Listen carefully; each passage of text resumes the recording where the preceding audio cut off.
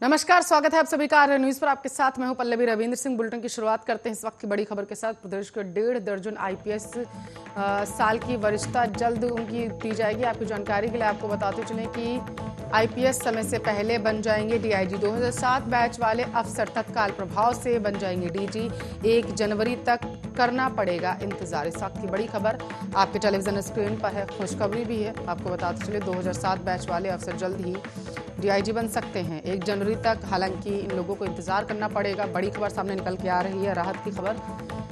2007 batch के IAS अधिकारियों के लिए प्रदेश के 1.5 दर्जन आईपीएस जो हैं वो 1-2 साल की वरिष्ठता के साथ, आपको बताते चले जनवरी तक इंतजार करना होगा। उसके बाद डीआईजी बन सकते हैं।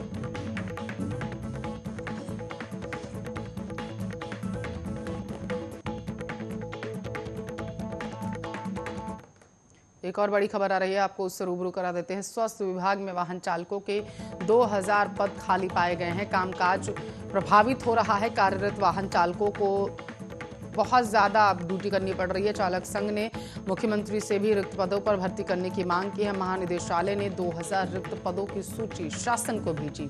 स्वास्थ्य विभाग में 1 दशक से भर्तियां नहीं हुई हैं। इस वक्त की बड़ी खबर आर्या न्यूज़ के जरिए आपके टेलीविजन स्क्रीन पर है। आपकी जानकारी के लिए आपको बताते चलें कि मुख्यमंत्री से रिक्त पदों पर जल्द से जल्द भर्ती करने की मांग की गई है, क्योंकि जो कार्यरत कर्मचारी हैं उनको अपनी ड्यूटी से ज़्यादा ड्यूटी करनी पड़ रही है, ज़्यादा घंटों की ड्यूटी करनी पड़ रही है। 2000 जो पद हैं वो रिक्त पाए गए हैं। स्वास्थ्य विभाग में 1 दशक से माना जा रहा है कि कोई भर्ती ही नहीं हुई है, जिसके बाद आपको बताते चलिए इस तरीके से कोविड टाइम चल रहा है, उसके बाद महामारी भी लगातार फैलती जा रही है। उसको देखते हुए जल्द से जल्द 2000 जो रिक्त पद पाए गए हैं उनको भर्ती करने की मांग की जा रही है।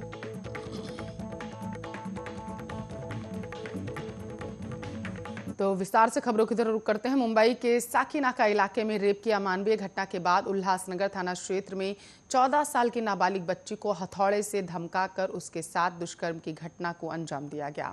आरोप है कि अपनी मां से मिलकर शिरडी से लौट रही 14 वर्षीय बच्ची के साथ शुक्रवार रात उल्लासनगर रेलवे स्टेशन पर स्काई वॉक पर एक दरिंदे ने हथौड़े का डर दिखाकर दुष्कर्म किया। इस संबंध में कल्याण रेलवे पुलिस में मामला दर्ज कर आरोपी को पुलिस ने गिरफ्तार कर लिया। रेलवे स्टेशन क्षेत्र की घटना से हड़कंप मच गया। नाबालिग उल्लासनगर इलाके में अपनी दादी के साथ रह रही थी। वह अपनी मां से मिलने शिरडी गई थी। वह बीती रात करीब 9 बजे के आसपास शिरडी से बस से कल्याण पहुंची। कल्याण से लोकल ट्रेन से उल्लासनगर स्टेशन पहुंची। उल्लासनगर स्टेशन पर उतरने के बाद स्काई वॉक पर कुछ दोस्तों से मिलने के लिए वो गई हुई थी। बाकी सब जब आरोपी वहां पहुंचे तो वो उन्हें डराने लगा। बाकी सब भाग गए। हालांकि आपको बताते चले पीड़ित लड़की को जबरन थाने के पास एक जर्जर बस्ती में आरोपी लेके गया। लड़की ने विरोध किया तो उसकी पिटाई कर दी गई और उसके साथ दुष्कर्म की घटना को अंजाम दिया गया। पुलिस इस पूरे मामले की जांच अब कर रही है। आपको ये भी बताते चले कि 8 मामले जो आरोपी है उसके खिलाफ दर्ज हैं। रेलवे पुलिस वाल्मीकि शार्दुल ने ये पूरी घटना की जानकारी साझा की।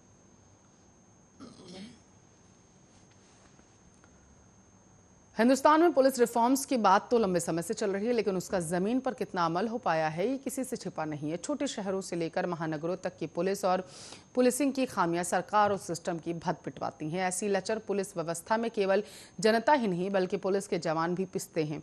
जवान पिसते हैं तो कार्य क्षमता प्रभावित होती है, और जब क्षमता प्रभावित होती है तो फिर पूरा सिस्टम अपनी बुनियाद से हिलना शुरू हो जाता है। देश की राजधानी दिल्ली में यह हालात बहुत जल्द बदलने वाले हैं। दिल्ली पुलिस के पुलिसकर्मियों की कार्य क्षमता को बढ़ाने के लिए उनके वर्किंग कंडीशन में बड़े बदलाव तैयारी करना शुरू कर दिया गया और आने वाले वक्त में दिल्ली पुलिस वर्क कंडीशन के मामले में मुंबई पुलिस से बेहतर स्थिति में पहुंचने वाले। दरअसल दिल्ली पुलिस केंद्रीय गृह मंत्रालय के अंतर्गत आती है और ये जिम्मा है कि केंद्रीय गृह मंत्री अमित शाह के पास। अमित शाह का वर्किंग स्टाइल क्या है ये सब जानते हैं। तमाम रिफॉर्म्स के बाद अब गृह मंत्री ने दिल्ली पुलिस की रूपरेखा बदलने पर फोकस शिफ्ट कर दिया है। लिहाजा दिल्ली के पुलिस कमिश्नर राकेश अस्थाना भी एक्शन में आ गए।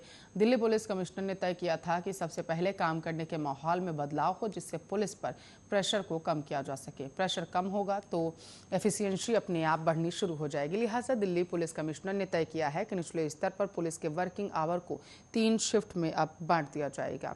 दिल्ली पुलिस में अगर 3 शिफ्ट का यह फॉर्मूला लागू होता है तो एक बड़ी राहत पुलिस कर्मियों को मिलेगी और दिल्ली की पुलिस देश की पहली पुलिस होगी जहां 3 शिफ्ट का सिस्टम हो जाएगा। अभी तक देश में केवल मुंबई पुलिस है जहां 2 शिफ्टों की व्यवस्था लागू है।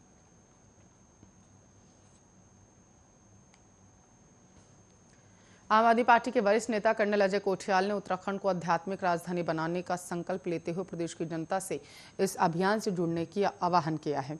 उन्होंने कहा है कि अरविंद केजरीवाल द्वारा उत्तराखंड को आध्यात्मिक बनाने का जो संकल्प लिया गया था, पार्टी का हर कार्यकर्ता उसके लिए समर्पित है। कोठियाल ने प्रोजेक्ट के माध्यम से वेबसाइट दिखाते हुए बताया कि कैसे लोग इस वेबसाइट में अपना रजिस्ट्रेशन कर सकते हैं। लोग इसके माध्यम से अपना समर्थन दे सकते हैं और ज़्यादा से ज़्यादा लोग इससे जुड़ते हुए अपनी राय भी दे सकते हैं कि उन्हें कैसी आध्यात्मिक राजधानी चाहिए। इस अभियान को सफल बनाने में पूरे प्रदेश के लोगों का सहयोग लिया जाएगा। उन्होंने प्रदेश की जनता से अपील करते हुए कहा है कि अब पार्टी की इस भागीदारी में उत्तराखंड की जनता उनका साथ दे, ताकि सब मिलकर देवभूमि उत्तराखंड को विश्व भर के हिंदुओं की आध्यात्मिक राजधानी बनाने में सफल हो सके। बताते चले कि उत्तराखंड के आगामी विधानसभा चुनाव के लिए आपने कर्नल कोठियाल को मुख्यमंत्री का चेहरा घोषित किया। इस दांव के साथ उत्तराखंड की सियासत के पारे में भी जबरदस्त उछाल आ गया है। इस ऐलान के साथ ही केजरीवाल ने विरोधी दलों पर बढ़त बना ली है। अब कांग्रेस और बीजेपी पर भी मुख्यमंत्री का चेहरा घोषित करने का मानसिक दबाव रहेगा। इस लिहाज से चुनावी अभियान में आम आदमी पार्टी बाकी दलों से 2 कदम आगे।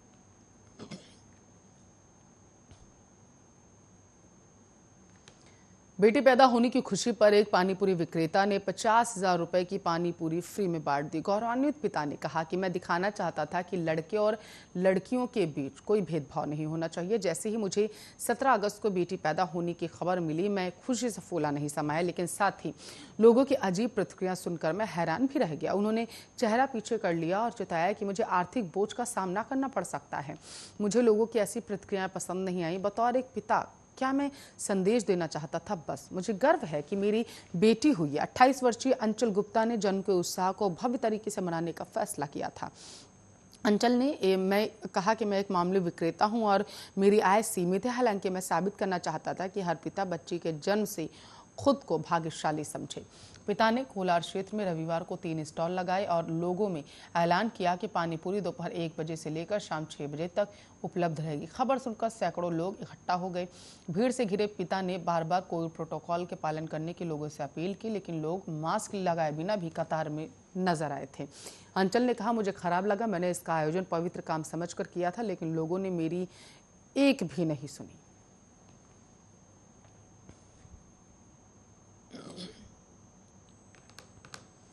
तो कोरोना संक्रमण के नए मामलों में रविवार को गिरावट देखी गई। अब सोमवार को पहले से भी कम मामले सामने आए हैं। सुबह स्वास्थ्य मंत्रालय की ओर से ताज़ा आंकड़े जारी किए गए। पिछले 24 घंटों में 27,254 नए कोरोना केसेज आए। इससे एक दिन पहले 28,591 नए केसेस थे। पिछले 24 घंटे में 219 कोरोना संक्रमितों की जान चली गई। 37,687 लोग कोरोना से ठीक हुए हैं, यानी कि 10,652 एक्टिव केसेज अब कम हो गए देश में। केरल में पिछले 24 घंटे में कोविड के 20,240 नए मामले हैं, जिससे संक्रमितों की संख्या बढ़कर 43,75,431 हो गई। संक्रमण से 67 लोगों की मौत होने से मृतकों की संख्या बढ़कर 22,551 हो गई। 24 घंटे के दौरान 1,15,575 नमूनों की जांच के बाद संक्रमण दर 17.51% दर्ज की गई। स्वस्थ होने वाले लोगों की संख्या 41,30,065 हो गई। उपचाराधीन रोगियों की संख्या 2,22,255। कोरोना महामारी की शुरुआत से लेकर अब तक कुल 3,32,64,000 लोग संक्रमित हुए हैं। इनमें से 4,42,874 लोगों की मौत हो चुकी है। अच्छी बात यह है कि अब तक 3,24,47,000 लोग ठीक हुए हैं। देश में कोरोना एक्टिव केसेस की संख्या 4 लाख से कम। कुल 3,74,269 लोग अभी भी कोरोना वायरस से संक्रमित हैं, जिनका इलाज अस्पतालों में चल रहा है।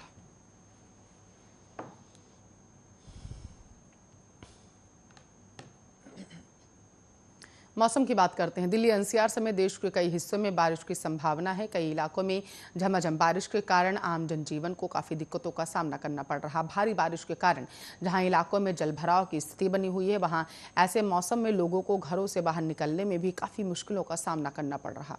मौसम विभाग की माने तो अगले 4 दिनों के दौरान मध्य महाराष्ट्र, कोंकण और गोवा, मध्य प्रदेश, विदर्भ क्षेत्र, गुजरात, पूर्वी राजस्थान, छत्तीसगढ़ और इसके साथ साथ उड़ीसा में भारी बारिश की संभावना। मौसम विभाग की माने तो आज यानी सोमवार को, मंगलवार को भी उड़ीसा, गुजरात, मध्य महाराष्ट्र और कोंकण के अलावा गोवा में भारी बारिश हो सकती है। इसके साथ साथ 13 को तटीय आंध्र प्रदेश और तेलंगाना में और 15 सितंबर को केरल में भी बारिश की संभावना जताई गई। दिल्ली एनसीआर के अलावा आज पंजाब, हरियाणा, उत्तर प्रदेश में भी बारिश हो सकती है। वहीं पहाड़ी राज्य उत्तराखंड, उड़ीसा के कुछ क्षेत्रों, छत्तीसगढ़, मध्य प्रदेश, राजस्थान और गुजरात के पूर्वी इलाके, अंडमान निकोबार द्वीप समूह में आज बारिश देखने को मिल सकती है।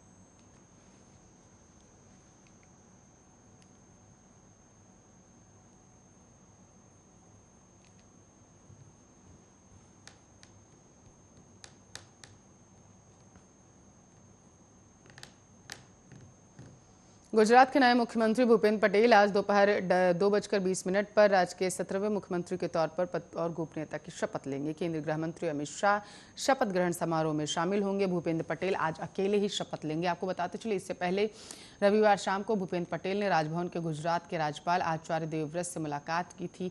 55 साल के भूपेन्द्र पटेल को रविवार को अहमदाबाद में सर्वसम्मति से विधायक दल का नेता चुन लिया गया था। सीएम रूपाणी ने शनिवार को मुख्यमंत्री पद से इस्तीफा दे दिया था। 182 सदस्यीय विधानसभा में बीजेपी के, आपको बताते चले, 112 विधायकों में से अधिकतर बैठक में मौजूद रहे थे। आपको ये भी बताते चले कि राजनीति में पटेल का जो सर है वो बहुत ऊंचा है। पटेल ने 2017 में पहली बार राज्य की लाठ लोडिया विधानसभा सीट से चुनाव लड़ा था और 1.17 लाख से अधिक वोटों से जीत हासिल की थी, जो उस वक्त चुनाव में एक बड़ा रिकॉर्ड था। अपने समर्थकों के बीच दादा के नाम से ये पुकारे जाते हैं। गुजरात के पूर्व मुख्यमंत्री, उत्तर प्रदेश की राज्यपाल आनंदीबेन पटेल के बेहद करीबी हैं। वह जिस विधानसभा का प्रतिनिधित्व करते हैं वो गांधीनगर लोकसभा सीट है, जहां से केंद्रीय गृह मंत्री अमित शाह सांसद।